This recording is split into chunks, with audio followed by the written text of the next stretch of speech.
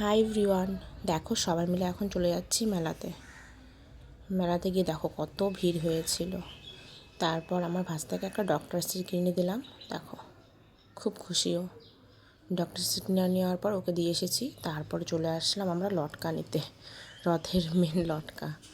তারপর দেখো কত কী ইস হয়েছিল, ট্রেন, নাগরদোলনা, নৌকো সব কিছু এসেছিলো। তারপর আমরা একটু জিলিপি নিয়ে নিচ্ছি, সব কিছু দেখে দেখে নিয়ে নিলাম।